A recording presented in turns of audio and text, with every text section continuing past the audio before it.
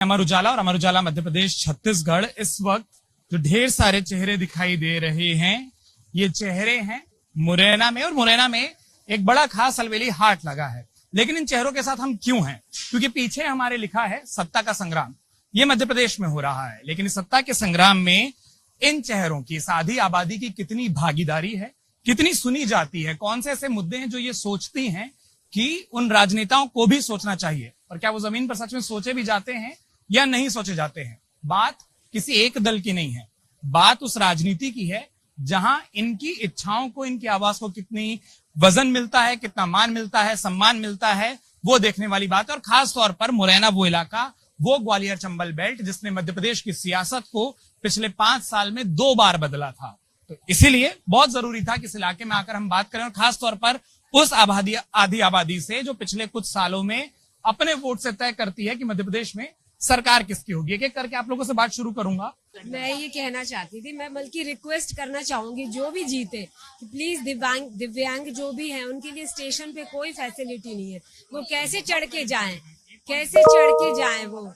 हाँ, उनको गोदी में ले लेके फिर उनकी साइकिल, व्हील चेयर ऊपर, कम से कम एक तो ट्रैक बनाया जाए उनके लिए। मेरी बड़ी मतलब दिली इच्छा है। पर मैं वापस बोल रहा हूँ, देखिए आपका एक पॉइंट और एक आपका एक पॉइंट, मैं वापस बोल रहा हूँ मैम। मुझे सबसे अच्छा क्या लगा आज मुरैना आकर, जब मैं आप लोगों से बात कर रहा हूँ, और इसी को बोलते हैं कि औरत में संवेदनशीलता होती है। आपने पॉइंट उठाया कि मार्केट जाओ तो वॉशरूम का ख्याल रखो।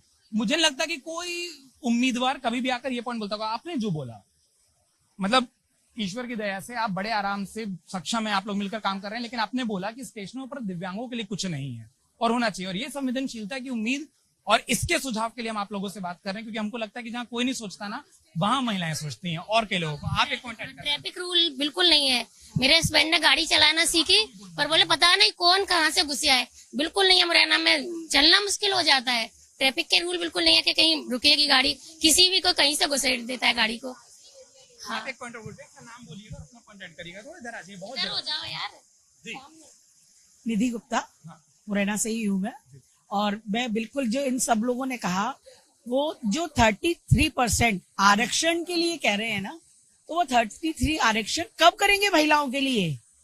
सिर्फ कहते ही कहते हैं, करता कोई भी नहीं है। टिकट तो 33% नहीं दिए गए हैं, ये तो साफ दिख रहा है। टिकट दिए गए हैं, ना ही महिलाओं के लिए कोई भी। अगर आप ट्रेन में देख लीजिए, बस में देख लीजिए, अगर महिलाओं के लिए सीट है तो उस पर पुरुष ही बैठे मिलेंगे। अगर महिलाएं खड़ी रहेंगी तो भी कोई नहीं, कुछ नहीं है। और ये जो पुरुषवादी, जो हिंदुत्व है ना अपना, पुरुषवादी हो चुका है, तो ये उनके अंदर। अच्छा, अब महिलाएं आगे बढ़ गई है तो उनको ईगो आता है कि महिलाओं को ऊपर नहीं आना चाहिए।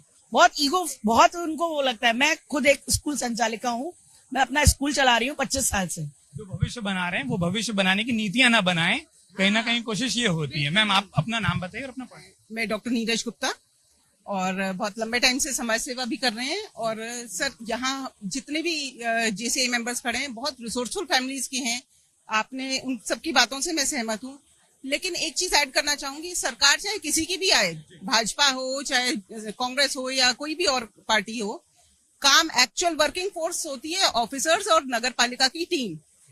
सबसे बड़ी बात है, वो लोग इनएक्टिव हो चुके हैं, जिसकी वजह से मवेशियों से इतने ज्यादा एक्सीडेंट्स होते हैं कि लेडीज का चलना मुश्किल है, जेंट्स का, बुजुर्गों का चलना मुश्किल है। कोई घर से 2 व्हीलर पे निकला, उसका ये भरोसा नहीं है, कोई बुजुर्ग है, कि वो एक्सीडेंट के बाद किस हालत में घर पहुंचेंगे।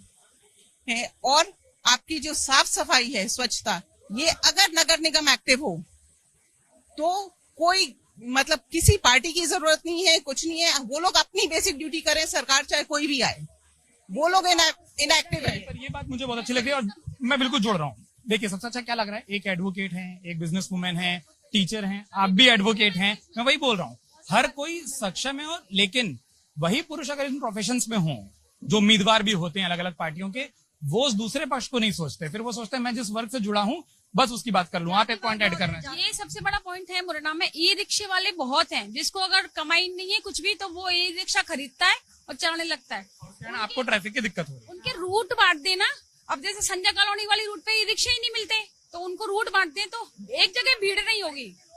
पढ़े लिखे लोग 3,000 रुपए कमाने तो ई रिक्शा चलाओ, क्योंकि वो 1,000 रुपए रोज छोड़ता है एक ई रिक्शा। 30,000 रुपए बहुत होते हैं। जो आज पढ़े लिखे को बेरोजगारी के तहत नहीं मिलते हैं, जॉब ही नहीं दे एक रही। चीज जिसकी मैं तारीफ कर सकता हूँ और मैं चाहूंगा जब चर्चा खत्म हो तो आप लोगों को अपने लिए भी एक तारीफ बजानी चाहिए, जब हम खत्म करेंगे।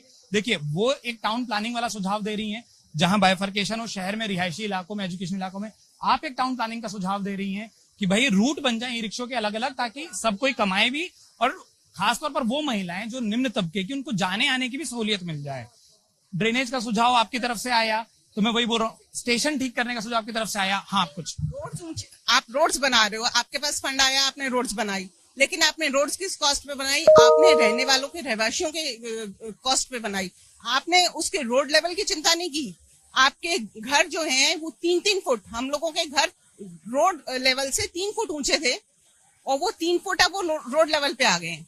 आप ये सोचिए कि हर आदमी के लिए पॉसिबल नहीं है कि वो अपने पूरे घर के ड्रेनेज सिस्टम को ऊंचा कर पाए। हर 5 साल बाद ऊपर है ना कि आपके यहाँ रोड बनती हैं, फिर टूटती हैं, और उसके बाद वो ड्रेनेज भी अंदर आता है। आप ऐड करना चाह रहे हैं? नहीं, मैं ये ऐड करना चाह रही हूँ कि पर्टिकुलरली मुरैना के लिए बोलना चाह रही हूँ मैं। अभी क्या है, मुरैना में बस स्टैंड बिछा, हमारी पुरानी कलेक्ट्रेट बिछी, तो क्या ये सारे जो नेता नगरी होती है ना, ये नेता नगरी ने मिलकर खरीद ली है।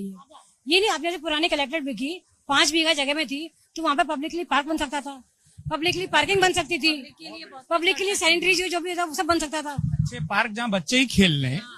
हम लोग तो बाजार में रहते हैं, मालूम है, सांस लेना मुश्किल होता है, ना तो वहाँ पेड़ है ना कुछ है।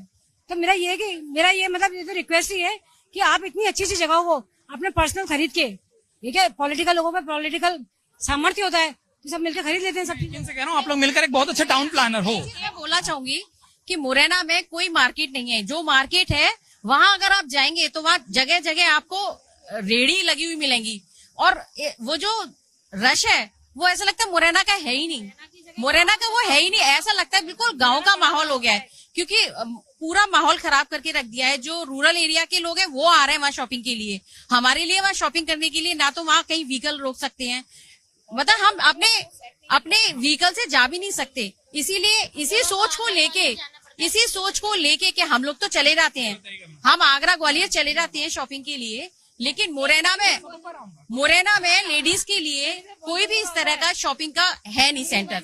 इसी वापस हो रहा हूँ मैं आप लोगों के पॉइंट्स की तारीफ करूंगा कि आप लोग मिलकर टाउन प्लानर हैं। इसी सोच को लेके आज ये अलबेली हाट सजी हुई है, जो निरंतर 13वीं बार लगी है। हर साल हम लोग लगाते हैं इसी सोच को लेके कि हम लोग तो शॉपिंग पे चले जाते हैं, लेकिन बहुत सी लेडीज हैं जो बाहर नहीं जा पाती हैं, और ये फेस्टिव सीजन है तो उनके लिए हमने एक प्लेटफॉर्म दिया है। नहीं, अभी थोड़ी देर पहले आपने बोला ना कि देखिए ये जो प्लेटफॉर्म आप दे रहे हैं, अगर ये संस्थाएं या सरकारें देने लगे, एक सेफ शॉपिंग, सेफ इलाका, सिस्टमेटिक तरीका, मैं बोला ना, आप लोग एक चीज तो है, आप लोग मिलकर एक बहुत अच्छे टाउन प्लानर ग्रुप भी हैं, बहुत एक शहर को बनाने के सुझाव आप कुछ जोड़ना चाहते हैं? चुनावी माहौल में इतना ज्यादा जातिवाद फैला है कि कोई गलत पुरुष भी खड़ा होता है ना तो जातिवाद में बट जाता है ये चुनाव, और गलत इंसान को जिताने में लग जाते हैं। ये व्यक्ति विशेष का चुनाव होना चाहिए। ये मतलब आप जो कहना चाह रही हैं, अगर मैं उसको सिंप्लीफाई करूं, आप ये कहना चाह रही हैं कि लोग मुद्दों पर वोट नहीं देते, उस उपनाम को देख लेते हैं, और वहां केवल जाति की गुर्जर है, ठाकुर है, शर्मा है, बनिया की तो बात ही नहीं कर रही मैं, क्योंकि बनियों का तो यहाँ अस्तित्व ही नहीं है ज्यादा कुछ। इसीलिए आज मैंने जो मुरैना शहर में, आज मेरी शादी को 29 ईयर्स ओल्ड हो चुके हैं, तो ऐसे बढ़ना चाहिए ना मुरैना को, नहीं ऐसा आया है मुरैना। वही उन्होंने कहा ना कि वो अब शहर नहीं लगता।